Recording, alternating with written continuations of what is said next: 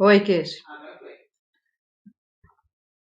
Boa noite, pessoal. Tudo bem? Estava fazendo um ajuste técnico aqui e eu gostaria de saber se vocês me ouvem e se me veem.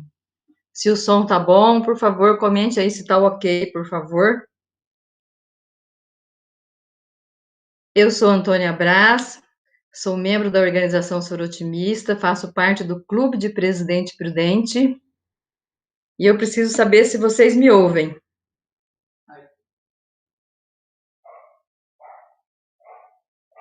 Eu acho que não. Hã? Ué, tá tudo bem? Eu não tô recebendo nenhuma mensagem aqui que tá de ok. Eles estão dando ok? Bom, pessoal, então, retomando aqui, eu sou Antônia Brás, sou membro do Clube Soro Otimista de Presidente Prudente, sou consteladora, sou coach e sou diretora de um polo educacional e professora aposentada do município de Presidente Prudente. Eu quero primeiramente agradecer a professora Ondina Gerbasi, que é a atual presidente do Clube Soro Otimista de Presidente Prudente, pelo convite, e as demais colegas. Também quero explicar um pouquinho o que é sorotimista, né? Sorotimista, na verdade, traduzindo para o português, seria assim, o melhor para as mulheres, né? É uma irmandade, como se fosse uma irmandade de mulheres, aonde nós trabalhamos, é uma organização internacional, que nós, inclusive, aqui do Brasil, somos em 25 clubes, e pertencemos à Federação das Américas, né? Que fica nos Estados Unidos. A sede principal é na Inglaterra.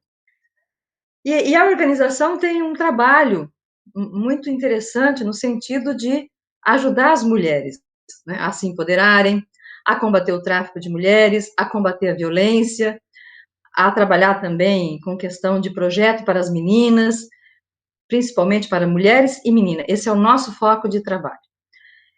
Então, hoje nós vamos estar falando aqui referente à questão da violência contra a mulher, porque hoje é o Dia Laranja. O Dia Internacional da Violência contra as Mulheres foi estabelecido pela ONU no dia 25 de novembro. Como a Sorotimista sempre adere aos programas da ONU referente às mulheres, existe assim a sugestão que se faça algo em prol das mulheres todo dia 25 de cada mês. Então, hoje nós estamos fazendo, porque é um dia laranja, por isso que eu até coloquei, não tinha uma blusa laranja, coloquei aqui um echarpe laranja, e coloquei aqui também o echarpe do nosso clube Sorotimista, que é o que nós utilizamos como uniforme. Bom, eu vou falar um pouco dessa questão da violência contra mulheres, na questão da visão sistêmica. Embora eu saiba que, falando de violência contra as mulheres na visão sistêmica, é um tema, como que eu posso dizer assim, que vai causar muita polêmica. É um tema polêmico, porque muitas pessoas não concordam, né?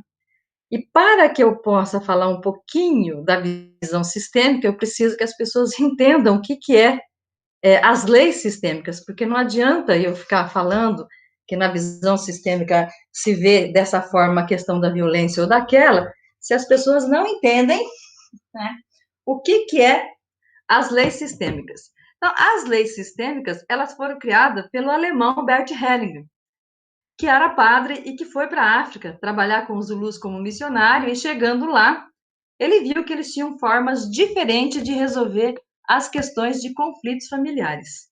E também na tribo, entre a aldeia, na comunidade, eles resolviam em grupos, tinham frases de cura, não excluíam ninguém, e tudo era resolvido de alguma forma pacífica, né? Contornava-se os conflitos. Então, o Bert, ele fala de 3 leis que ele cria, ele deixa de ser padre, e vai estudar muito e cria constelação familiar, e ele descobre, né? Descobre 3 leis, não é que ele inventou essas 3 leis. Pesquisando e estudando, baseado mesmo em muito estudo, não é uma coisa que ele tirou da cabeça dele, ele viu que essas 3 leis funcionam na nossa vida. São 3 leis naturais da vida, né? Não são 3 leis constitucionais, criado por algum órgão. São 3 leis naturais da nossa própria vida. Uma delas é a ordem, outra delas, pertencimento, e a outra delas, equilíbrio. A ordem, o que ele fala de ordem? Ordem significa hierarquia também. Então, por exemplo, todos que vêm antes é maior, certo? Todos que vieram antes, exemplo, nossos pais, nossos avós, o funcionário mais antigo de uma empresa, o fundador, todos esses vieram antes. Mas quando ele fala de ordem, o que ele quer dizer? Então, vamos supor assim, que tem o irmão mais velho e o irmão mais novo. E o irmão mais novo quer ocupar o lugar do mais velho.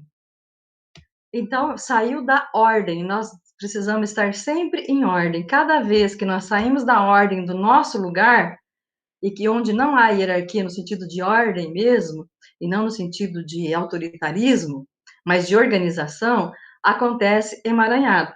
Como também poderia ter esse irmão mais velho aqui, esse irmão caçula aqui, e pergunta para os pais, quantos filhos vocês têm? 2, mas aqui teve um aborto. Então, esse daqui não é o primeiro, é o segundo. Se os pais falam que ele é o mais velho, ele está fora da ordem, e isso traz emaranhado. Porque não se pode excluir ninguém, já nós vamos falar da exclusão. Então, porque um aborto aqui, além de estar ferindo a ordem, está sendo excluído, então ninguém pode ser excluído.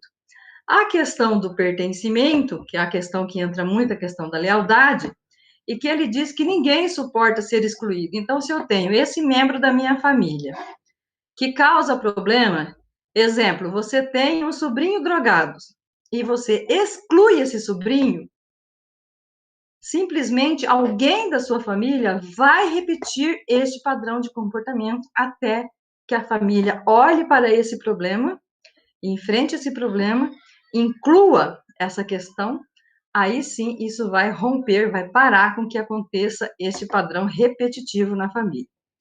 E quando ele fala dessa questão de pertencimento, então vamos supor um homem agressor, um homem que comete agressão contra as mulheres.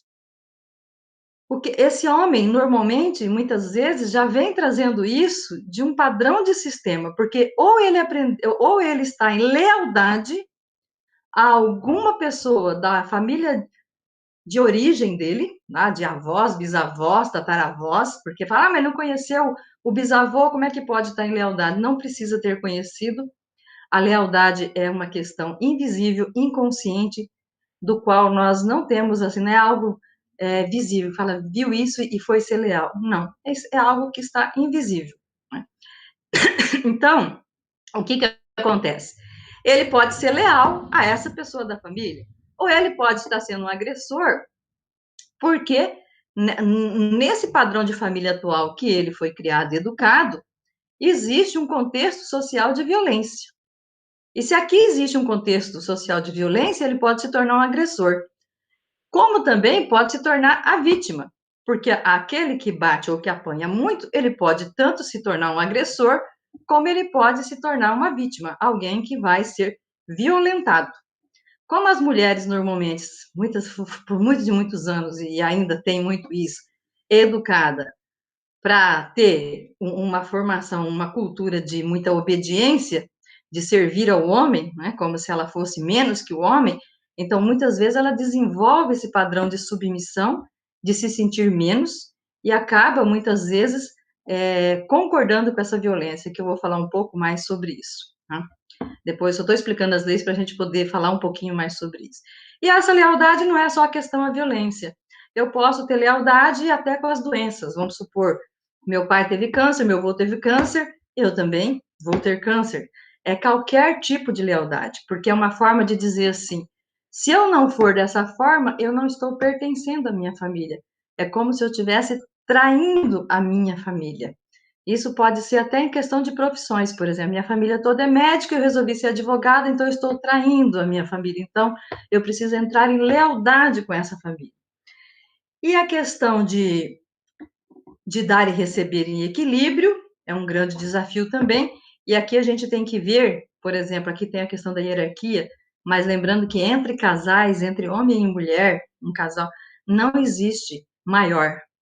eles sempre devem ser vistos do mesmo tamanho, com os mesmos direitos, com igualdade. Um não pode estar, para que haja equilíbrio nessas leis naturais, um não pode estar em inferioridade ao outro, se sentindo menor que o outro.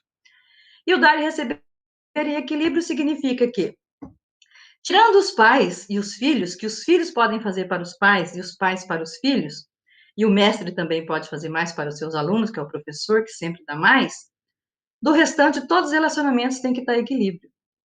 Por exemplo, quando uma mulher faz demais para o marido e ele não retribui, ou ele vai trair, ou ele vai fazer alguma coisa que vai machucá-la profundamente, ele pode bater nela, ele pode violentar, ele pode ir embora, ele pode fazer muitas coisas que vai acabar machucando essa pessoa. Isso também como na relação de amigos, de irmãos, em todas as relações precisa ter equilíbrio entre o dar e o receber. Essa pessoa que eu estou dando muito, ela está retribuindo? Se ela não está retribuindo, eu vou trazer emaranhado para a minha vida. Então, eu preciso começar a olhar para isso e ver o porquê que certas coisas acontecem. Então, por exemplo, no Brasil, nós temos muita violência. E se a gente for para o feminicídio, o Brasil está em quinto lugar. Então, é muita violência. Mesmo nós temos a Lei Maria da Penha, que faz com que essas pessoas, com que esse agressor seja punido, responda pelo crime que cometeu, e eu quero deixar bem claro aqui que a visão sistêmica, embora entende o que acontece com a vítima e entende o que acontece com o agressor, jamais nós consteladores, por exemplo, temos a visão de que o agressor não tem que ser punido. Ah, porque ele está em lealdade ao sistema dele, então não vai acontecer nada com ele, não. A lei existe, ele tem que responder por ela, até porque se ele não responder, de repente ele nem vai querer olhar para os emaranhados do sistema dele. Então precisa ser punido sim. Mas o que nós temos que entender é que só a prisão, só a punição não resolve. Inclusive, eu tive dando uma olhada em algumas questões dessa visão sistêmica e eu fiquei contente que eu vi que várias OABs estão fazendo muitas palestras dentro do direito sistêmico, muito trabalho e muitos projetos também. Eu vi que tem projeto no Distrito Federal, Minas Gerais, no Acre, no Mato Grosso do Sul, aonde eles estão fazendo oficinas, trabalhos com o agressor e com a vítima. Por quê? Se eu não trato dessa vítima, não cuido dessa vítima, e não é só fazendo uma constelação, é um trabalho multidisciplinar, é um trabalho onde precisa ter psicólogo, onde precisa ter advogado e outros profissionais, com certeza, para que fazer constelação, terapeutas, para que realmente essa pessoa saia do papel de vítima. Por quê? Porque essa vítima aqui, ela também está presa, é presa mesmo, um emaranhado, que ela não consegue sair muitas vezes dessa situação de viver sendo agredida. E agressão não significa apenas violência física. Existem muitas violências, né? Violências de humilhação, de fazer a mulher sentir menos, violência sexual, maridos que realmente abusam das mulheres sexualmente, violência até no sentido, acho que é patrimonial que fala, por exemplo, a mulher trabalha, mas não tem nem direito de pegar o cartão de crédito dela, nem o cartão de receber, o marido que domina todo o dinheiro, se ela quiser comprar um sapato, uma roupa, tem que ser com a permissão dele. Quando faz ela se sentir inferior na casa, coloca ela diante dos filhos como menos, como se ela não tivesse autoridade nenhuma, tira toda a autoridade da mãe, tudo isso é violência, né? Violência contra a mulher. E se eu não trabalhar essa mulher, e principalmente a gente olhar para todo esse padrão que se repete, porque muitas vezes ela está presa nesse emaranhado, e vocês podem perceber que muitas pessoas, inclusive, até a família, às vezes, desiste daquela pessoa, porque a família já deu apoio, já fez alguma coisa para aquela mulher separar daquele homem. Não é que muitas não separam porque não têm condições mesmo. Ficam presas por causa da situação financeira, por causa dos filhos. Mas, por exemplo, eu já peguei caso de pessoas que moram muito bem, que vivem muito bem, e a questão da violência não tem classe, não. ela está presente na classe A, na B, na C, na D e na E, em todas as classes sociais, e em pessoas que têm muito estudo e em pessoas que têm pouco estudo. E aí você, por exemplo, fala, essa mulher que tem independência financeira, que trabalha, que não depende desse homem para nada, por que que ela continua com esse homem mesmo apanhando? Porque ela está presa em um padrão de submissão ou de crenças que esse sistema familiar dela traz, ou de lealdade a algum familiar dela que foi violentado e que ela está honrando essa pessoa, né? Infelizmente, por exemplo, mais ou menos assim, suponhamos que, de repente, minha mãe apanhou muito do meu pai. Embora eu não concorde com o que o meu pai fez com a minha mãe, falo que eu não quero aquilo para mim, por lealdade, eu vou e digo, mamãe, não todas, né? Eu te amo tanto que, por lealdade a você, eu também apanho como você. E essa mulher que está neste padrão de lealdade ao sistema, essa mulher não vai deixar de buscar um agressor se ela não se curar. Porque tudo bem que esse aqui, de repente, vá preso, seja punido, ela se divorcia. Mas se ela não se cura do padrão repetitivo do sistema, ela vai arrumar outro marido que daqui a pouco está agredindo ela também, está violentando ela também. E essa questão dessa formação, dessa educação e desse olhar, eu penso, por exemplo, que ela tinha que começar, inclusive, na escola. Por exemplo, a pedagogia sistêmica, ela trabalha muito isso. Nós temos que olhar para essa família. E nós, como educadores, nós precisamos ver muitas vezes, não que nós vamos dar conta, não somos psicólogos, mas nós podemos ter um trabalho de orientação e percepção, onde a gente possa perceber, por exemplo, quando um aluno está cometendo muita agressão na sala de aula, está muito agressivo, existe alguma coisa errada nessa família. E a gente, ao invés de muitas vezes ficar só na lei, só no conselho tutelar, só na legislação, se nós não tivermos projetos, mas projetos realmente que olham para o invisível, não que olha só para esse homem bateu nessa mulher, tem que ser punido. Tá, bateu, tem que ser punido mesmo, vai ser punido. Agora vamos ver tudo que está por trás disso, que leva a essa violência, para que nós possamos tratar desse homem e dessa mulher, ou dessa criança que vai para a escola toda agressiva, que então já tem um padrão de violência, e que quando a gente vai pesquisar, muitas vezes essa família precisa ser trabalhada. Então, nós precisamos ter projetos de mediação de conflitos, né? Aonde trabalhe-se isso, olhe para as questões, né? Tem até um vídeo na internet que é muito famoso, vídeo de Vida de Maria. Lá a gente percebe, né, não tem essa violência física, mas se olhar lá tem muitas outras violências.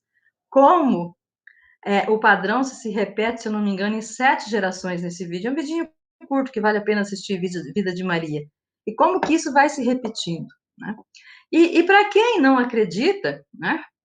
E aí tem várias já pesquisas sobre isso, inclusive tem vários advogados do direito sistêmico, porque a constelação familiares está dentro do direito, fazendo muita pesquisa nesse sentido, né, do direito de família, de buscar esse direito sistêmico e entender esses emaranhados que acontecem e por que que de repente essa daqui vai para terapia, a família deu apoio e faz tudo o que faz, enfim, outros levam para a igreja, chama o padre, chama o pastor, faz um monte de coisa, tenta trabalhar a autoestima e não vai, essa mulher aqui está presa a um padrão, com certeza, repetitivo de família. E esse aqui também, esse homem que agride, com certeza também está. Então, o que nós precisamos é pesquisar. É pesquisar, entender e criar projetos que ajudem. Porque se eu não tratar desse agressor, ele vai sair da cadeia, por exemplo, vai cumprir a pena dele, daqui a pouco ele se une a outra mulher e está batendo em outra ou matando outra. Então, se nós queremos atuar na prevenção, nós já temos que começar desde a escola, né, com mediadores de conflitos, levando a pedagogia sistêmica, trabalhando essas relações de pessoas agressivas e as vítimas, porque, por exemplo, o bullying. O que pratica o bullying, ele é um agressor. E com certeza foi vítima de alguma agressão, de alguma violência. E aí ele vai explodir em outro. Mas para ele ser um agressor, ele precisa da vítima. Né? E um atrai o outro. Então, por exemplo, vamos fazer isso aqui o homem, isso aqui a mulher. Esse homem e essa mulher, se esse homem é um agressor e essa mulher é a vítima, significa que eles se atraíram porque ela tem um padrão de ser violentada, no padrão familiar dela, seja o atual contexto familiar dela, ou seja a família de origem lá atrás. E esse daqui também tem. E eles se unem para que cada um esteja em lealdade ao seu sistema. Por exemplo, quando essa daqui se trata, às vezes só a constelação não vai resolver, tá? Uma pessoa que já vem apanhando há muito tempo, sofrendo violência, ela precisa constelar sim, mas ela também precisa do trabalho terapêutico, ela vai precisar de ajuda de um advogado, ela vai precisar, é um trabalho interdisciplinar, muitas vezes do assistente social, enfim, de várias orientações de vários profissionais que ajudem. Vamos supor que ela entrou num projeto, e esse projeto pode ser de vivência, de workshop, de oficinas, existem diversas formas de se fazer isso. E essa mulher entra num projeto, por exemplo, e ela se liberta desse emaranhado da família dela. E ela agora pode olhar para todos os ancestrais dela e dizer assim: até agora eu fui leal a vocês, mas chega de sofrimento, agora eu escolho fazer diferente.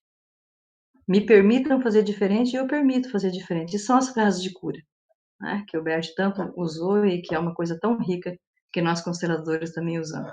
E quando ela não precisa mais, se desfez toda essa lealdade com esse núcleo familiar dela, não no sentido de deixar de pertencer, mas no sentido de dizer para eles, eu vou fazer diferente, inclusive por amor a vocês e por amor a mim e agora por mim. E aí ela não tem mais necessidade de ter um agressor. Se ela ainda for casada e ele tiver continuidade, ele não quis desfazer a lealdade dele, esse casal vai se separar. Agora, se os dois se tratam, se ainda existir amor, porque muitas vezes não é amor, às vezes a mulher apanha, apanha, apanha, apanha, e ela diz, mas eu amo ele, como que eu vou ficar sem ele? Às vezes não é amor, às vezes é uma dependência já psicológica como um vício do sofrimento. Infelizmente, existem muitas pessoas, e aí precisa estar num projeto realmente que tenha toda essa visão, né, da justiça, de levantar a autoestima dessa mulher, de empoderar, de trabalhar o amor próprio, de resgatar dela um monte de coisa já perdida. Aí sim, essa mulher já não vai mais querer esse homem, senão ela vai ficar apanha, apanha, apanha e volta para ele. Aí a família fala assim: eu não vou ajudar mais, não, perdeu a vergonha, gosta de apanhar, já fizemos tudo que podia. E ela continua lá com ele. Continua lá com ele porque não desfez. A hora que ela desfaz, ela não tem mais necessidade de ficar com ele. Agora, se os dois desfaz e se tratarem, se cuidarem, e ainda existe amor, esse casamento pode continuar. Agora, se não existe, cada um vai seguir o caminho. Agora, também pode acontecer dos dois se tratarem e cada um seguir o seu caminho. E ela não precisa mais apanhar, porque agora ela tem empoderamento, ela tem autoestima, ela tem amor próprio, ela se empodera, e ela não aceita mais ser violentada, ela consegue se posicionar, e esse aqui agora começa a olhar a mulher de uma forma diferente. E nós, mulheres, precisamos ficar muito atento a isso. Porque quando eu falo, por exemplo, que eu dou o serviço mais difícil lá de casa, seja lavar o banheiro, fazer as coisas assim de casa, e eu falo para minha filha, por exemplo, se é serviço de mulher, seu irmão pode ficar lá no sofá deitado, não deixa de ser uma violência. Eu já estou contribuindo para que o meu filho se torne machista. Então, nós mulheres também precisamos isso. E na escola também, não tem esse negócio que é de menino é de menina. Todos podem fazer todos os serviços. Lógico que algumas coisas são mais pesados, né? E às vezes o homem tem mais força. Mas não tem esse negócio de que ela é mulher, não pode fazer isso, ou ele é homem, não pode fazer aquilo, ele não pode lavar louça, ele não pode lavar o banheiro, ele não pode colocar uma roupa no varal, isso é coisa de menina. Então, quando nós mulheres fazemos isso, nós estamos colocando no lugar de uma mulher machista também, que está educando filhos machistas. E, infelizmente, muitas dessas mulheres que apanham, no final das contas, a grande maioria delas acha que fez alguma coisa para merecer apanhar. Porque no sistema de padrão familiar dela, é como se ela fosse sempre menos, então ela tivesse que apanhar por aquilo. Eu não sou boa o suficiente, então por isso eu apanho. E algumas até dizem assim, é porque o meu marido estava me corrigindo. Eu lembro que uma vez uma apanhou muito, e conversando com ela, ela falou assim, ah, mas também, né, eu fui levar o carro para arrumar e conversei com o mecânico, por isso que ele me bateu. Eu não tinha que ter conversado com o mecânico. Eu falei, mas você conversou com o mecânico o quê? Sobre o carro. Qual é o problema de conversar com o mecânico sobre o carro? Né? Então, a própria mulher muitas vezes achar que fez algo para merecer apanhar. E isso é um desafio muito grande.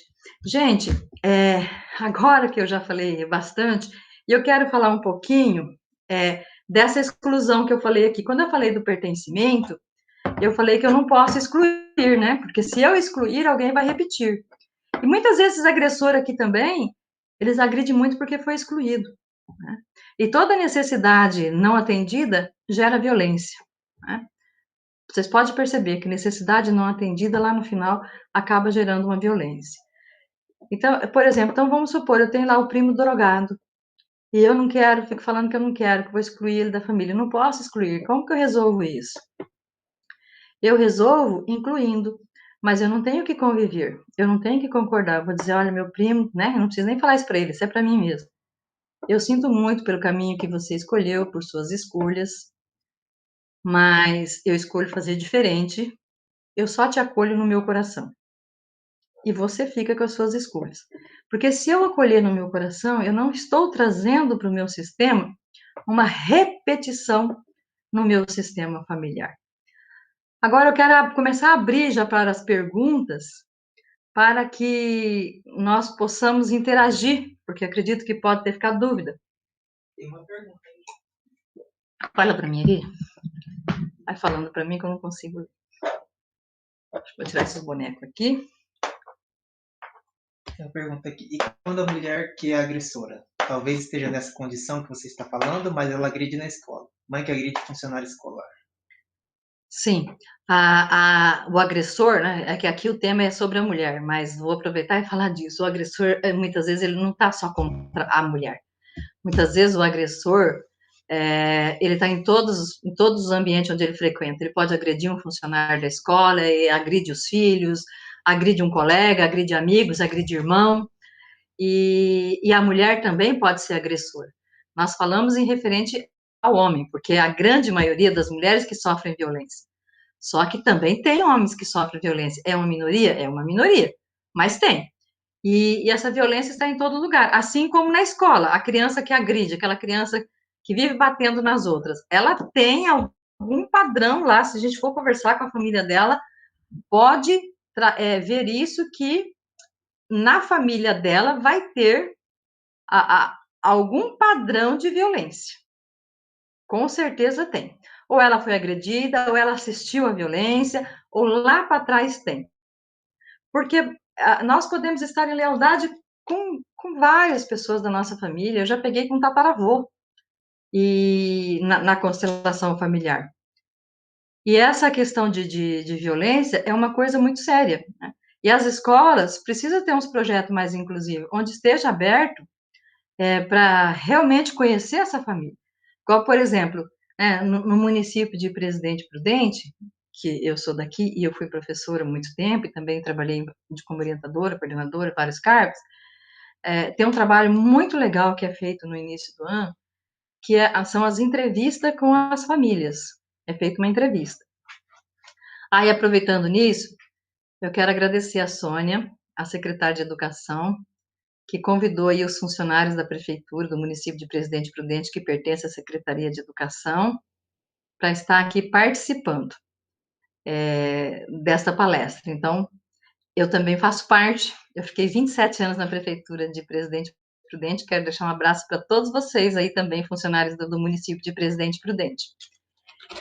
E eu quero, assim, aproveitar que tem professor assistindo, quando nós fazemos, quer dizer, eu fazia, né, que eu ainda me sinto parte, faz aquela entrevista do início do ano, aquela entrevista, e depois a gente tabula, dá até para a gente saber por sala, né? Eu lembro que quando a gente tabulava, nós tabulávamos por sala, e depois tabula a escola inteira. Então, por exemplo, assim, as profissões dos pais, a situação econômica, o que eles fazem.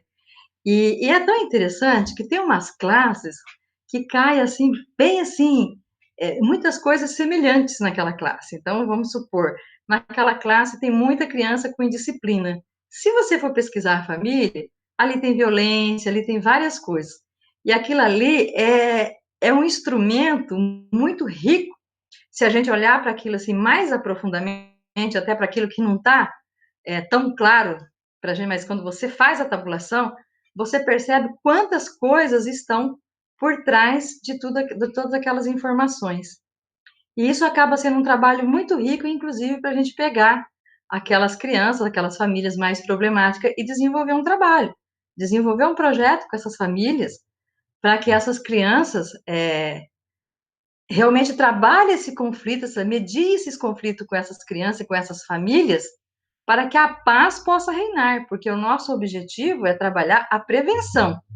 E se eu quero trabalhar a prevenção, eu preciso começar nas escolas. Preciso trabalhar com as mocinhas, as meninas, né, que é uma coisa que a sorotimista faz, trabalha com mulheres e meninas, não é só com as mulheres adultas, e ter projeto realmente para preparar essa mulher, primeiro, para sair desse padrão de violência, porque muitas, inclusive, apanham já no namoro e casam com ele, mesmo ele já agredindo no namoro.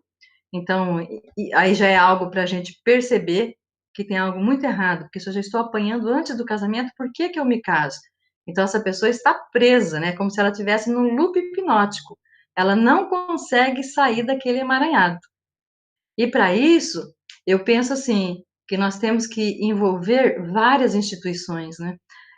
Município, é escola, é OAB, associações, instituições com mulheres, não só com mulheres, mas com crianças também, porque a violência também não tem só contra a mulher, tem também contra o idoso, tem colegas, tem às vezes até no trabalho, e nós precisamos aprender a lidar com tudo isso, né? Por isso que a mediação de conflitos e trabalhar isso principalmente com dinâmicas de grupo é muito interessante para que esse problema seja resolvido.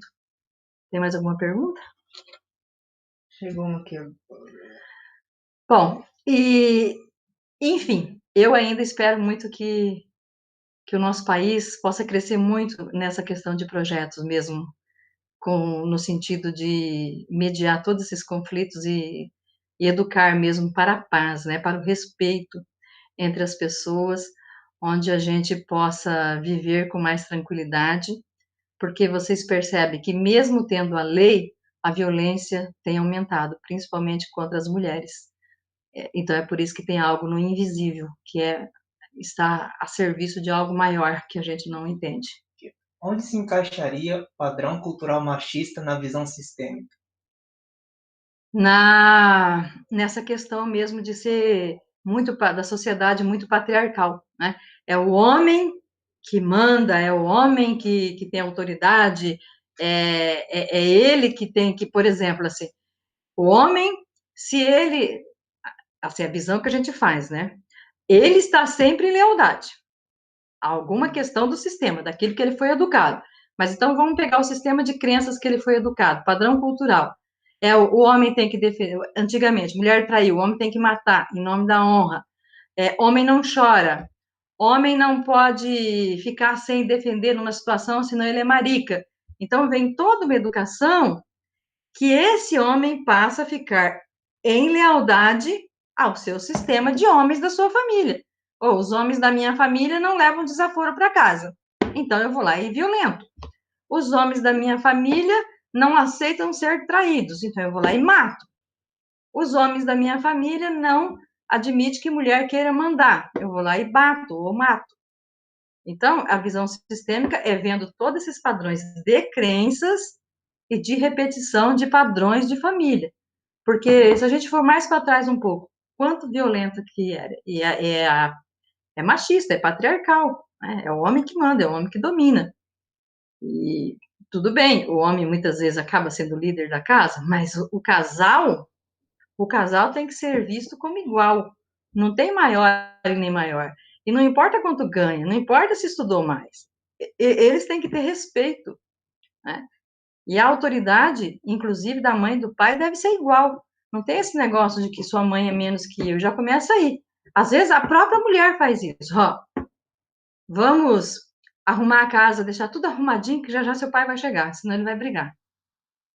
Então, quer dizer, não pode nem ter nada fora do lugar. E quando eu estou fazendo isso, como é que eu estou educando meus filhos? Então, a visão sistêmica vai dizer assim: estão todos leal a um padrão. Se eu não me comportar igual a minha família se comporta, eu estou traindo a minha família. E aí eu não pertenço, mas eu quero pertencer, então eu faço igual. É isso que a visão sistêmica coloca. Tem mais uma pergunta aqui. Antônia, como você vê o papel das políticas públicas para ajudar a romper esses padrões? Eu vejo muito importante. Quando eu falei que nós temos que estar todos juntos, eu acho que tem que estar mesmo. Poder público, ter políticas públicas, e eu acho assim, né? Dentro da saúde, a constelação familiar já foi colocada, inclusive, como terapia, mas ainda não está sendo realmente trabalhado isso, não se tem esses projetos ainda. Ela está aprovada. E eu acho assim, é a constelação familiar, é o direito sistêmico, né? É a pedagogia sistêmica dentro da escola, que se Deus quiser, isso ainda vai se tornar verdade. Não sei se eu vou ter o privilégio de ver isso na educação, mas eu espero um dia poder ver isso na educação, realmente a pedagogia sistêmica dentro da educação, porque isso eu acredito que isso vai ser o futuro e isso vai fazer parte das políticas públicas. Essas políticas também, com essa visão dentro dos CRAS, dos trabalhos com família, de todos esses projetos que existem, dos beneficiários, se nós não fizermos um amplo trabalho com as organizações filantrópicas, né, as, as não governamentais, né, sem fins lucrativos, enfim, eu penso assim com as OABs, que eu acredito que seria uma grande parceira para ajudar também nesse sentido. Eu penso que isso é fundamental, isso é a prioridade, isso é o caminho, sabe? É o alicerce, se nós queremos realmente mudar essa realidade. Porque senão, nós vamos ficar, sabe o que vai acontecer? Nós vamos passar a vida inteira tampando o sol com a peneira. A violência aumentando, as mulheres apanhando, morrendo, os homens matando e também tendo outros tipos de violência, não é só contra a mulher, e a gente fazendo de conta que não vê. A escola também, de repente, daqui a pouco, os professores não conseguindo mais manter a disciplina, não conseguindo dominar, né, porque não se tem, quando o Bert fala lá da hierarquia, não se respeita mais o professor. Né? O professor tem muito pouco respeito, e ele é um mestre. Ele é um mestre. Ele tem que ser muito respeitado. Eu sei que era um exagero antigamente falar que tinha que olhar para o professor como uma mãe, mas ele tem que ser respeitado sim. Tanto que aqui na questão do dar e receber, ó, pai e mãe pode desequilibrar os pais e os filhos, porque esses dão bastante. O professor também, porque o professor dá muito. Ele está nos preparando para a vida. Então tem que ter muito respeito com o professor. E nós abrirmos a porta também para essa família entrar e conhecer essa família, né? Saber quem é essa família, quais são as limitações dessa família, aonde que está o calcanhar de Aquiles, qual é o problema que tem, como que essa família pode ser ajudada. Não que a escola vai dar conta disso. Aí são os projetos, são as parcerias. A escola não vai dar conta de fazer tudo. Ela pode fazer a parte dela, incluir essa família na escola, trazer essa família para dentro, ver algumas questões. Pode levar uma palestra, pode desenvolver uma piscina, mas ela não vai dar conta. Então, por isso que entra a importância das políticas públicas. Fazer parceria com saúde, com a Secretaria da Assistência Social, com entidades, enfim, estar fazendo com os órgãos devidamente competentes. E até com o Ministério Público. Eu vi, eu só não estou lembrando agora, mas o Ministério Público do Mato Grosso do Sul fazendo um trabalho desse. Eu vou até pesquisar, porque eu vi alguma coisa nesse sentido, né? E ele fala lá, o promotor, fala muito da importância das políticas públicas, e aí entra todos esses órgãos, né? É um trabalho amplo mesmo, aonde todos que podem ajudar sejam incluídos, e que ninguém seja excluído. E também não pode ser questão de ego, que essa instituição vai ser mais importante que a outra. Todas são importantes, e todas podem participar, e todas têm que colaborar. Pediram para a senhora falar um pouquinho da pedagogia sistêmica. Tá. Então, o que é a pedagogia sistêmica? A pedagogia sistêmica, realmente, todos os professores têm entendimento dessas 3 leis, né? Para que tenha a pedagogia sistêmica na educação, todos os professores e gestores precisam ser trabalhado as 3 leis, como que elas podem colaborar dentro da educação, como que ela pode contribuir para que o professor perceba os problemas que o seu aluno está trazendo para a sala de aula. E depois precisa ser feito trabalho com as famílias, precisa desenvolver projeto com as famílias, para que elas comecem a entender essas 3 leis. E, inclusive, elas também possam respeitar a escola, respeitar a autoridade da escola que está perdida muitas vezes. Tem que ser feito todo esse trabalho de resgate, criar esse projeto realmente. E, lógico, aqueles casos que são problemáticos, que a escola não vai dar conta, que tem a violência, que tem isso, que tem aquilo, vários problemas, tem que ser encaminhado ou para algum projeto específico ou para os órgãos de competência, mas no sentido sempre de mediar os conflitos. Não é só na questão de punir, porque só punir está claro que não resolve. Nós precisamos trabalhar com todos os outros emaranhados do que está por trás. E, para isso, todos os professores têm que ser capacitados para observar essas 3 leis. Mas, quando se fala de pedagogia sistêmica, também não vai só entrar só isso. Vai entrar, por exemplo, por que as crianças têm dificuldade de aprender? O que é que essa criança está levando para a sala de aula? Não é só a violência. Por que ela está indisciplinada? Por que ela está totalmente apática? E quando você olha para isso na visão sistêmica, isso é a pedagogia sistêmica, você vai olhar que, de repente, aquela criança não aprende, porque ou ela está em lealdade com os pais dela, meu pai não estudou, não tem estudo, também não tem importância eu estudar. Ou ela, por exemplo, está lá na escola, somente o corpo, mas ela escutou o pai falando de manhã que vai matar a mãe dele, que ele não aguenta mais a mãe dele. E aí, muitas vezes, essa criança vai para a escola morrendo de medo que, quando chegar em casa, essa mãe vai estar morta. E muitas vezes a escola não sabe disso. E está achando que é só pelas questões que a criança é preguiçosa, não quer aprender ou tem dificuldade. E muitas vezes até vai no psicopedagogo, um monte de coisa, e não resolve. Ah, tá, psicopedagogo também tem que fazer parte desses projetos sistêmicos. Muito importante, né? Psicólogos, psicopedagogos, dentro de uma escola precisa, porque precisa entender porque essa criança não aprende, por exemplo. Por que ela é indisciplinada? O que acontece lá? Como é que é a educação? Como é que as coisas acontecem nessa casa? E essa família precisa, quando eu falo chamar a família para vir dentro da escola, isso é pedagogia sistêmica. Você está inserindo e está trabalhando com a forma de aprender, olhando para todo o sistema da escola e da criança, né? Porque o professor também traz seu sistema para a sala de aula. Ele também tem as suas questões. E aí é nesse sentido.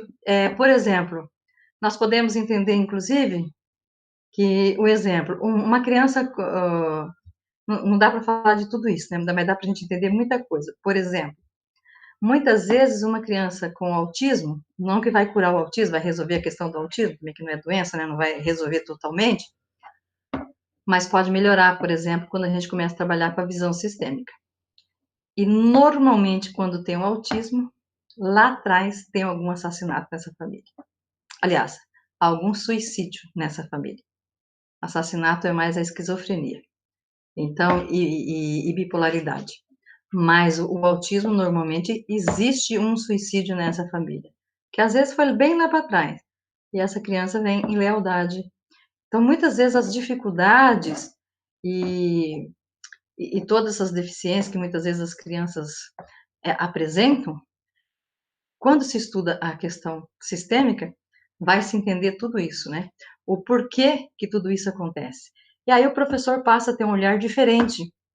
E a família também, se teve, nem que for uma apresentação disso muito breve, não precisa aprofundar, mas que ela tenha alguma coisa nesse sentido, que se ofereça para ela alguma informação básica nesse sentido, ela vai começar a entender melhor essas questões. Muitas vezes nem vai chamar mais o filho dela de burro, nem de idiota, nem de vagabundo, e as ofensas vão começar a diminuir, porque agora se tem um olhar sistêmico para todos os emaranhados que acontece com aquela criança naquela escola. Né? Tem mais?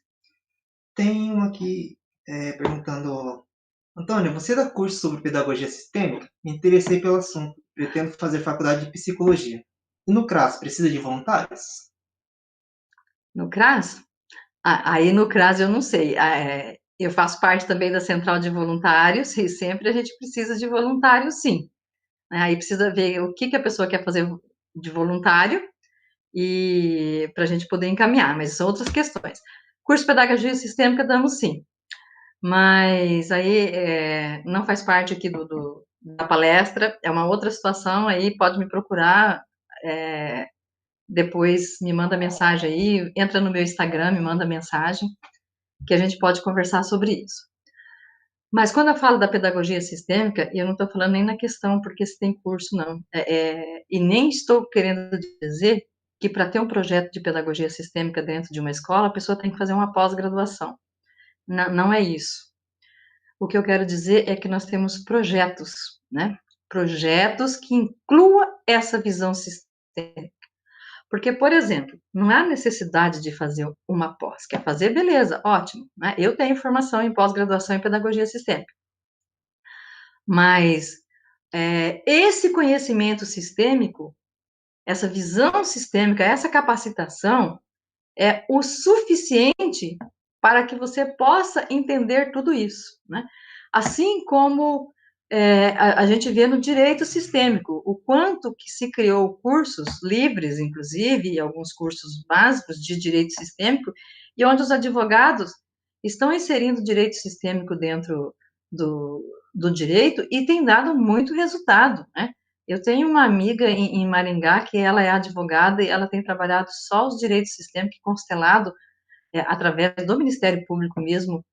O dia que eu fui lá em Maringá, ela já tinha feito 1.400 processos. Ela falou assim: olha, as soluções dos conflitos têm sido incríveis, porque a questão sistêmica não está só ligada à violência, ela vai estar ligada à herança, a conflitos de família, a, a não tomar força de pai e de mãe, né? Por exemplo, quer ver na escola uma coisa grave que a criança pode não aprender?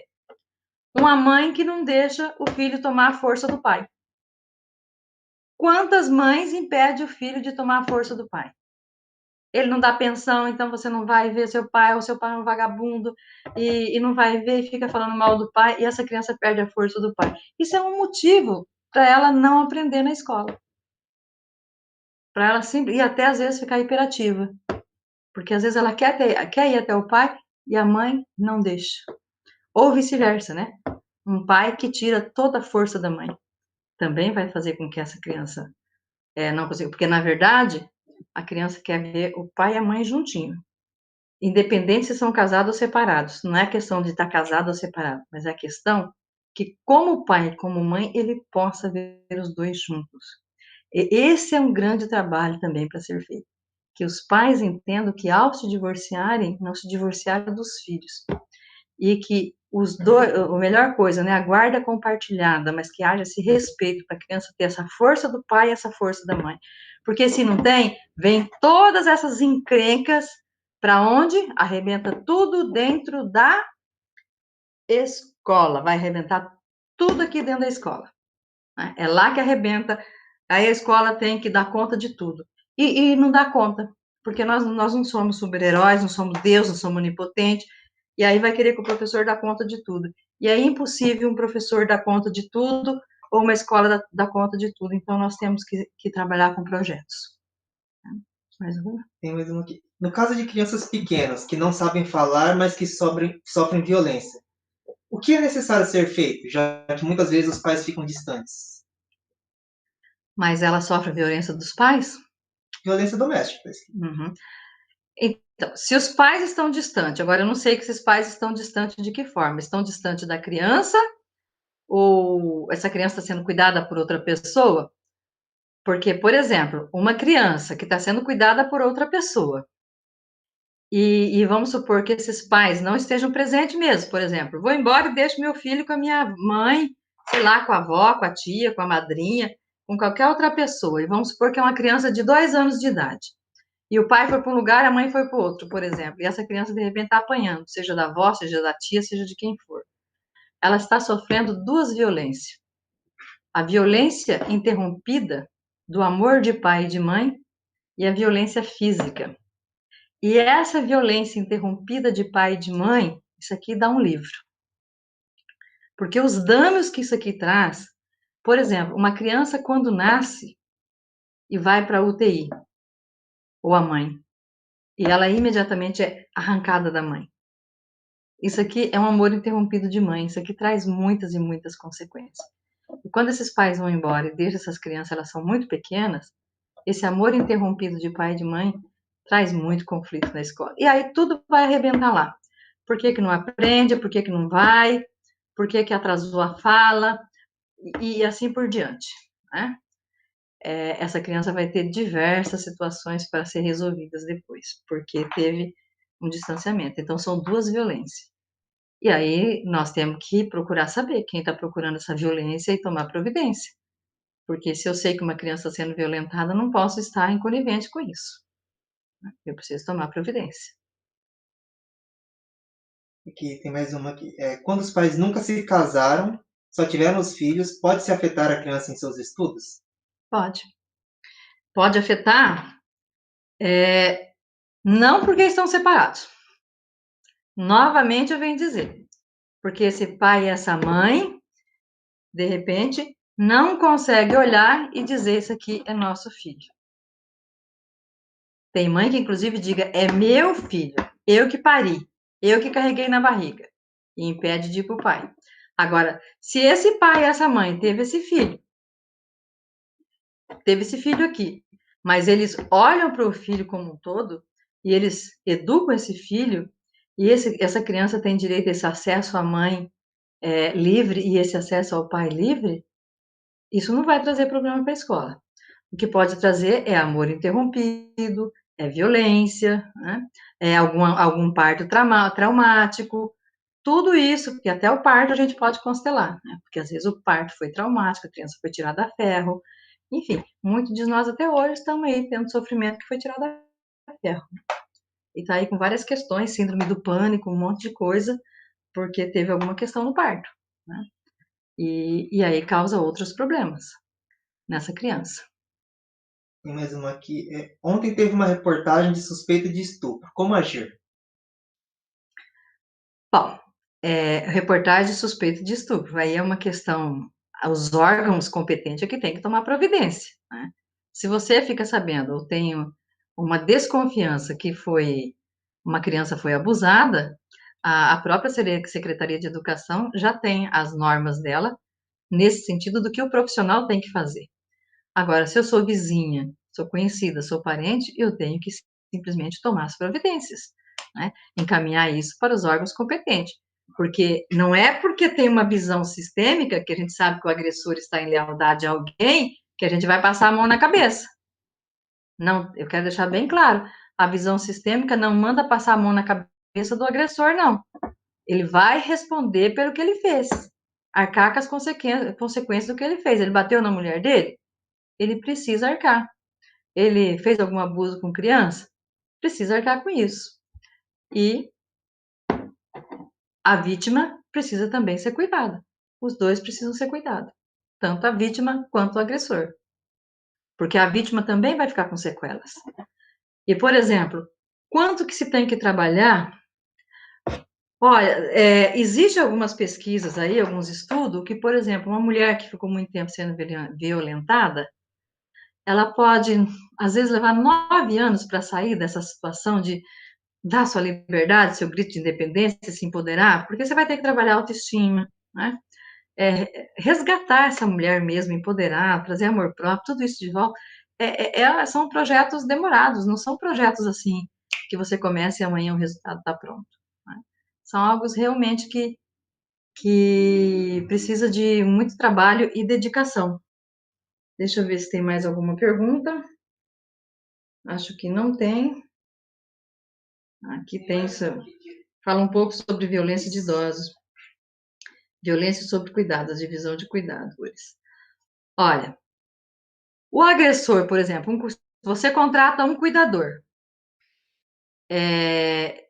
para cuidar de um idoso e ele violenta, essa pessoa pode estar em lealdade a um sistema simplesmente de agressão. Né? No sistema familiar dela, com certeza tem algum sistema de agressão. E muitas vezes ela até vai trabalhar mesmo, às vezes com idoso, com criança, para poder praticar as agressões dela. Porque às vezes isso está no sistema dela. Aí essa pessoa precisa, além de ser punida, ser tratada. Porque senão ela vai arrumar daqui a pouco outro emprego e vai agredir de novo. É isso que eu estou querendo dizer para vocês. Olha.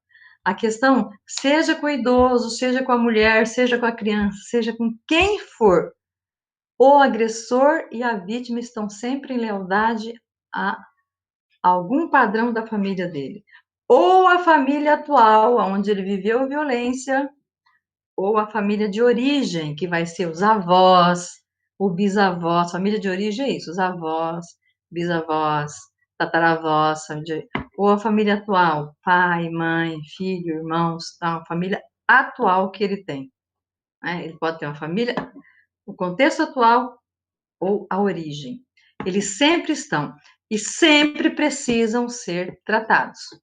Porque todos que praticam violência e o que aceitam viver em situação de violência precisam de ajuda. Todos. Tanto o agressor quanto a vítima.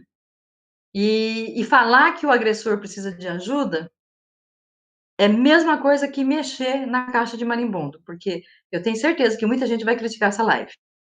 Por quê? Porque vai dizer onde já se viu cuidar do agressor. Bom, nós temos dois caminhos. Deixamos o agressor sem ser tratado, não desenvolvemos nenhum projeto e ele continua agredindo, matando, agredindo, ou trabalhamos na prevenção, ou também na remediação, né?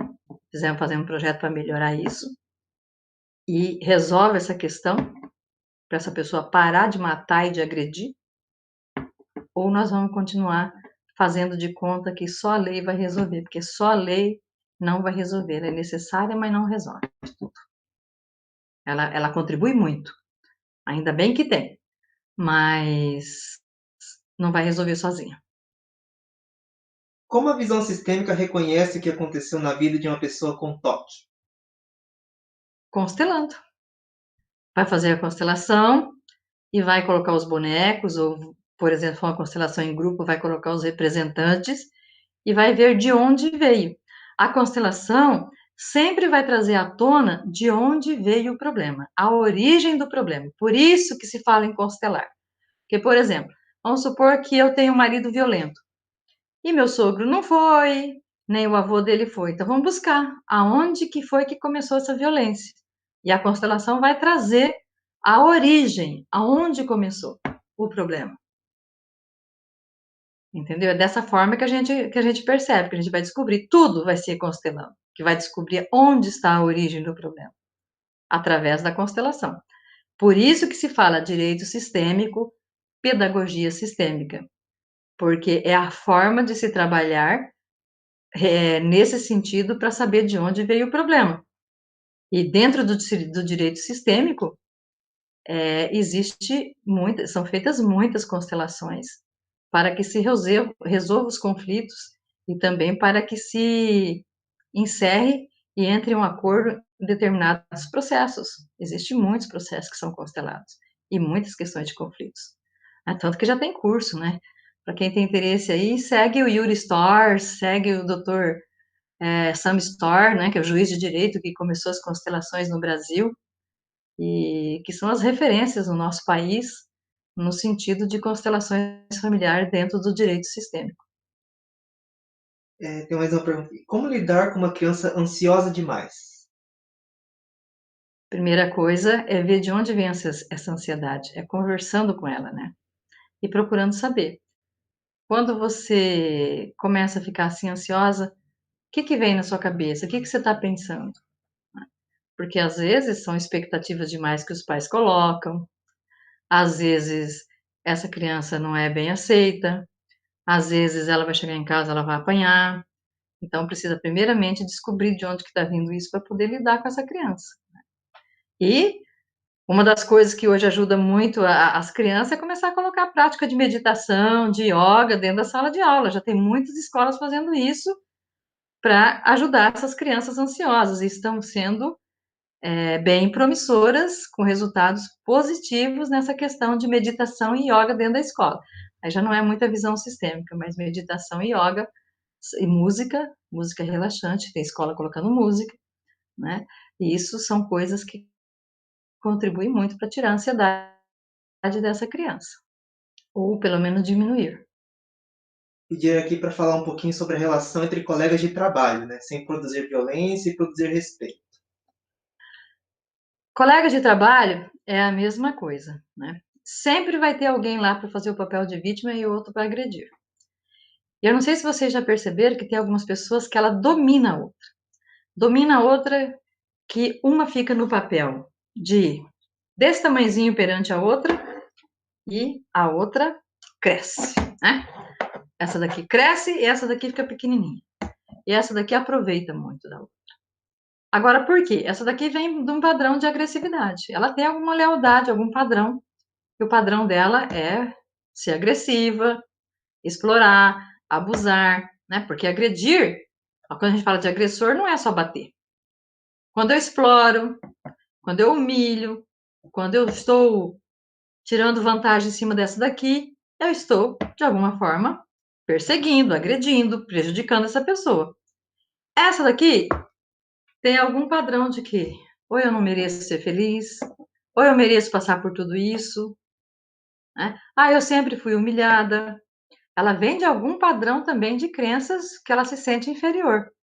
Essa daqui percebe, ela vai chegar, porque o agressor sempre vai ter um olhar impressionante aonde ele mira a vítima e vai usar ela e vai fazê-la realmente de vítima. Eles têm uma percepção imensa para detectar aquele que vai ficar numa situação passiva onde ele possa praticar a agressão ou a perseguição, né? E essa daqui, se não reagir e se colocar do mesmo tamanho, não tem como. Vai ter que reagir, trabalhar, ver o porquê que ela aceita isso e se posicionar. Aí nós poderíamos sair da visão sistêmica e trabalhar a inteligência emocional do Daniel Goleman, né? Que não é o tema aqui, mas é trabalhar os comportamentos assertivo, passivo e agressivo.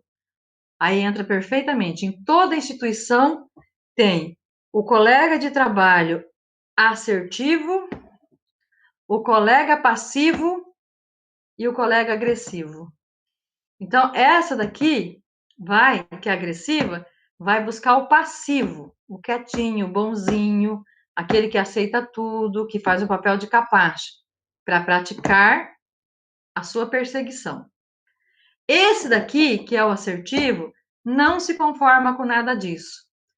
Se ele for trabalhar com agressivo, vai dar um choque assim que ele já vai botar limite e aí esse daqui vai baixar a bolinha, porque o assertivo não permite que o agressivo suba na cabeça dele. Ele se posiciona e coloca esse daqui no lugar dele. E essa daqui fica de vítima. Ai, tá, isso aqui faz, a pessoa faz isso comigo e ela muitas vezes não quer sair. Agora, tem uma coisa, gente, no que eu tô falando aqui, não no caso de violência doméstica, tá? A vítima, que fica se fazendo de vítima também, que fica assim, ah, essa daqui me maltrata, ah, ela fez isso, um colega de trabalho, ela fez aquilo, essa fez aquilo, ela fez aquilo, e não toma providência, e você oferece ajuda e ela não quer, é porque a vítima tem ganho. Que aí todo mundo fica com dó dela. Ai, todo mundo tem dó de mim, todo mundo me acolhe. Então ela também precisa ir buscar ajuda e aprender a se posicionar e chegar para essa daqui e dizer: chega, chega comigo, você não vai fazer mais isso. Colocar limites. Aí é questão de limites, de ordem, né? Precisa ter ordem. Quando quebra a ordem, a desordem acontece. E imagine, por exemplo, uma diretora de escola que não mantém a hierarquia, que não mantém a ordem na escola. O que vai virar essa escola? Vai virar uma bagunça, né? Totalmente uma bagunça, porque a hierarquia do diretor, de todos os gestores que estão lá, tem que ser respeitada. Não no sentido de autoritarismo, mas ela é autoridade. Eu gostando ou não gostando, ela é autoridade. E eu preciso respeitar as autoridades. Eu não posso chegar, por exemplo, dando de dedo na cara das autoridades e achando que eu posso falar bem o que eu quero. Eu preciso falar com assertividade, com educação. Todo mundo tem direito de se posicionar, mas com educação. Porque ficar falando assim, gritando, falando tudo que pensa, não é ser assertivo. Isso aí é rebeldia. Nós precisamos falar com educação. Pode se posicionar. Respeitando a hierarquia e com educação. Gostando ou não gostando da pessoa. Tem diferença. Porque se eu não respeito, eu trago emaranhado para a minha vida e para todo mundo que está naquele sistema. Porque todos que estão trabalhando dentro de uma empresa ou dentro de uma escola, que eu sei que aqui tem bastante professores, estão todos dentro do mesmo sistema. E, dependendo do comportamento deles, emaranhados acontecem. Então, alguém tem que manter a autoridade. Senão, os emaranhados só aumentam naquela instituição. Entendeu? Mais alguma coisa? Perguntar, Antônio, será que a pessoa fica com autopiedade?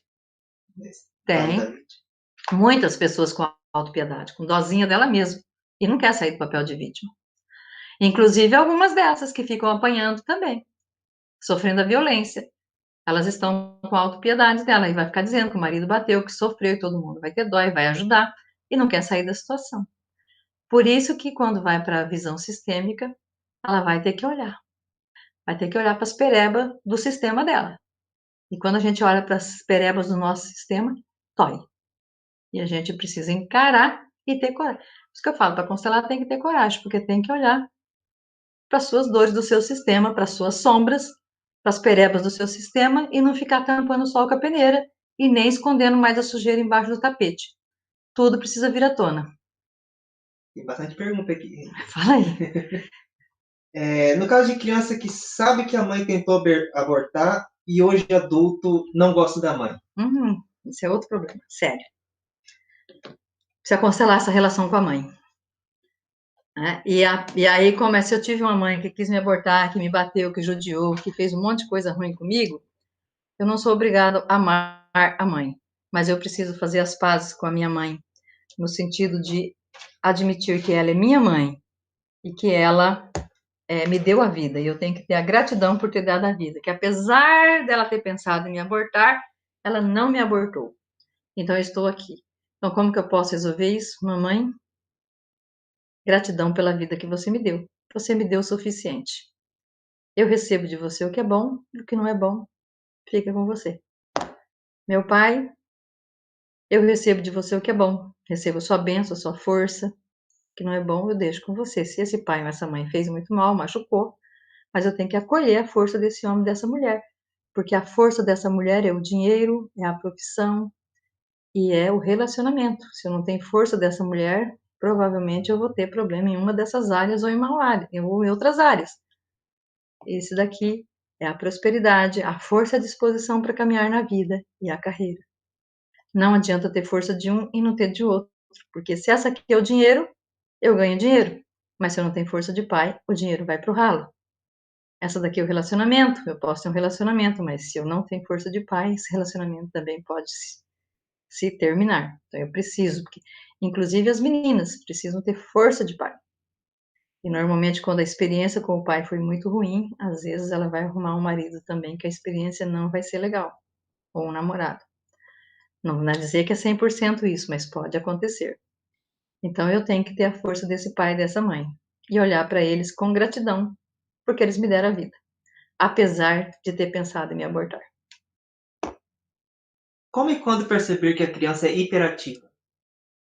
Quando ela é agitada, quando ela é agitada, não para quieta, não consegue concentrar, você dá uma atividade para ela, daqui a pouco ela já está correndo para lá, para cá, não quer fazer. Agora, gente, também tem que ver o seguinte, né? Se é hiperatividade, se é às vezes falta de disciplina. Muitas vezes a gente confunde falta de disciplina, porque agora é um monte de coisa, né? É o joguinho aqui, é não sei o que, faz 500 coisas ao mesmo tempo. Aí às vezes a criança fica uma criança agitada, ansiosa, a gente vai achar que é hiperatividade. Aí o bom é encaminhar para o profissional, analisar. A constelação é um curso? Sim. Fazer a constelação, não.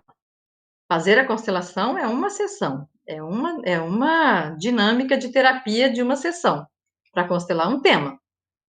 Ser um constelador familiar como eu sou, e sou facilitadora também, ministro curso, aí sim, você precisa fazer um curso de formação de praticamente quase um ano, para se tornar um constelador, e depois tem que fazer muitos outros, porque tem muito que se aprender, muita coisa que aprender, mas para fazer uma constelação, não, não precisa. Como ajudar uma pessoa que não gosta muito de aceitar regras? Bom, quem não gosta de aceitar regras é porque tem problema com a hierarquia. Então, tem muita gente que tem problema com a hierarquia de pai, de mãe, que não aceita o que os pais colocaram, e aí ela não quer cumprir regras, porque tem problema muitas vezes com pai e com mãe. Pode ir buscar isso, porque ela normalmente tem problema lá com o pai e a mãe e quer levar para a empresa, para a instituição, a rebeldia dela de não cumprir regras. E aí tem que pôr limite. Tá, tudo bem. Aqui você vai cumprir, porque a norma é essa. Entendeu? Para estar aqui dentro desse sistema, dentro desse local, você vai cumprir, querendo ou não. Agora, se você não querer, você tem o direito de pedir demissão, de sair daqui e de seguir seu caminho. E crianças que são rejeitadas quando nascem e foram adotadas por outra família? Essas crianças, aí é um caso sério. Tem que fazer uma live só dessa daí. É o seguinte, as crianças adotadas, para vocês não ficarem sem resposta, porque não vai dar para dar essa resposta toda agora nessa live, porque o tema é outro. Tem um pai e uma mãe, né? Biológico. Que pegaram essa criancinha aqui e doaram para uma adoção. E aí, aqui teve um amor interrompido de pai e de mãe. Então, essa criança já vai ter sequela. Aí vem os pais que adotam. E às vezes, esses pais que adotam se sentem melhor que os pais biológicos. E dizem depois, quando essa criança cresce, né? Às vezes, quando eles sabem. Ah, você tem que agradecer a nós, porque se não fosse nós, você não teria um pai e uma mãe, não teria uma família. E é isso que o juiz Sam Storr trabalha. Na vara que ele trabalha, só se pega uma criança para adoção depois que constelar. Os pais que vão adotar têm que constelar. Porque os pais que vão adotar têm que reconhecer esse homem e essa mulher que abriu mão dessa criança para adoção. Esse homem e essa mulher, que são os pais adotivos, têm que reconhecer os biológicos como grande. Porque eles deram a vida e abriram mão dessa criança para que esses possam ser pais. Só que, se eu não trabalhar essa criança, para ela receber a força e a bênção do pai dela, biológico, ela não precisa conhecer, mas eu já constelei vários. Para ela receber a força do pai e da mãe biológica, ela provavelmente vai entrar em lealdade a esses pais aqui, mesmo sem nunca ter visto. Eu constelei uma que como a mãe adotiva conheceu a mãe biológica, a menina está repetindo todo o comportamento da mãe agora que completou 18 anos, mesmo sem nunca ter visto a mãe. Então a lealdade fica ao sistema de origem biológico e nunca dos adotivos. Então, filhos adotivos têm muito problema para ser resolvido. Tem que trabalhar muito emaranhado. E os pais adotivos precisam estar preparados para trabalhar tudo isso, porque ao pegar essa criança, trouxeram todo um sistema lá de trás para esse sistema aqui. Uniu dois sistemas. 4, né? Porque quando a gente se casa, se eu me caso com meu marido, não casei com meu marido só. Casei com o sistema. Ele casou com o meu, eu casei com o dele. Os dois sistemas. A criança adotiva tem 4 sistemas. E se ela não faz isso, não se trabalha isso para ela reconhecer isso com os pais adotivos e a gratidão da vida pelos pais biológicos, ela pega tudo de ruim dos 4 sistemas. Então a gente tem que trabalhar tudo isso. Para ser padrão agressor, é preciso ser um comportamento recorrente ou só um único episódio? Não, tem que ser recorrente. Para ter um padrão de agressor, tem que ser recorrente. Né? A pessoa que está sempre praticando, não é uma única vez. Porque todo mundo pode perder a cabeça um dia, mas é uma pessoa que está sempre praticando esse comportamento agressivo, né? De perseguidor ou de agressor. O agressor tem consciência de que é um agressor? Não. Muitas vezes ele vai falar assim, não sei por que eu fiz isso. Ele faz, muitas vezes, assim, no impulso. E muitas vezes ele quer melhorar. Só que é mais forte que ele. É mais ou menos como uma pessoa que é drogada, um vício, e ela quer sair do vício, e o vício é mais forte que ela, por mais que ela lute. E, aliás, vício, praticamente quase toda pessoa é viciada, porque faltou pai. Faltou. Não é que não teve o pai junto. Teve o pai junto, mas muitas vezes ele não foi buscar essa força de pai. E aí vai pro vício. Estou procurando aqui dentro desse tema. Bom, eu acho que... Olha, quem quiser me seguir lá no meu Instagram é Antônia_Brás_. Lá eu estou sempre postando questões de sistêmica. Pode fazer pergunta lá no direct. E eu prometo que eu vou respondendo na medida do possível. E eu vou deixar aqui também meu telefone, é 18 9771 3959. Escreve lá, Takeshi. Eu vou escrever. Vai escrever aí no chat, tá? O telefone. Que aí vocês podem tirar dúvidas, quem quiser saber mais. Como que é? 18 9771 3959. 9771. 3959. Tem um 9 antes, né? 99771. 3959. E eu quero aqui, encerrando a nossa live, agradecer profundamente ao convite feito pela professora Ondina, que é a nossa presidente do Clube de Presidente Prudente. Então, só para vocês saberem, Presidente Prudente, nós temos um clube sorotimista. E se a dona Ondina quiser até já escrever aí no chat como é que faz para fazer o contato, quem tiver interesse em saber mais da sorotimista. Somos 25 clubes no Brasil, né? Está em vários locais do mundo a organização sorotimista. Temos um trabalho voltado para mulheres e meninas. E o nosso grande objetivo é empoderar as mulheres, minimizar a violência no mundo e também minimizar o tráfico de mulheres e meninas. E agradecer também à Secretaria de Educação por ter convidado seus profissionais para estar participando. Eu acredito que é muito pouco tempo, mas só um pouquinho dessa noção aqui, e vocês também podem pesquisar mais sobre isso. Já dá para dar uma pincelada de ter uma nova visão de olhar para as famílias, de olhar para as nossas crianças, de olhar para as mulheres, né? Eu não vou mais olhar para uma mulher que está sempre apanhando e não se separa, como se ela gostasse de apanhar. Ela não gosta de apanhar. Ela não tem força para sair daquilo ali. Ela não consegue. é maior que ela. E eu preciso respeitar isso e buscar a ajuda certa para que essa mulher consiga ganhar essa força, se preparar para dar o basta. Chega. Tem tempo ainda? Porque eu achei mais pergunta aqui. O que tem de pergunta ainda? De quanto em quanto tempo devo fazer constelação? A constelação normalmente é uma para cada tema. Então, por exemplo, se eu tenho problema de dinheiro, eu vou fazer uma constelação referente a dinheiro. Se eu tenho problema com os meus pais, eu vou fazer uma referente aos meus pais. Mas não tem uma coisa assim, é de tanto em tanto tempo. Vai depender da sua necessidade, do que está acontecendo e de como você está. É uma questão de conversar com o constelador. Eu recomendo sempre assim, não fique fazendo uma em cima da outra, porque de repente não deu tempo nem de harmonizar uma, porque o sistema vai trabalhar, né? Ele vai começar a colocar as coisas no lugar, e de repente não deu tempo nem de colocar umas coisas no lugar, já está fazendo outra. Então, é bom dar um tempinho. Como agir com uma criança que foi abandonada?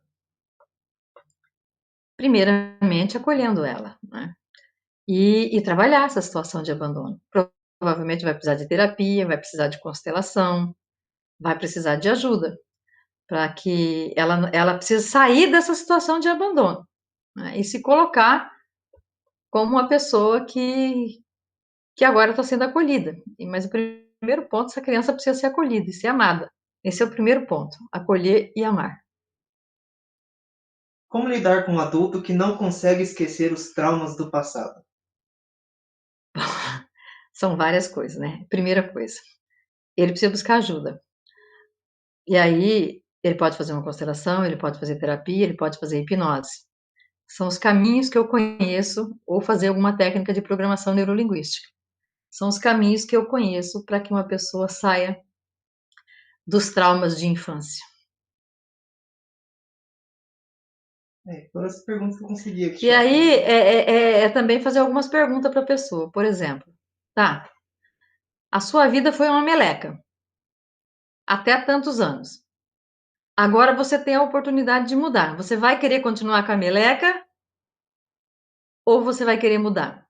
O que você ficar preso nessa meleca de vida aí, nesse emaranhado, está te trazendo de benefício? O tempo está passando. O que você está perdendo?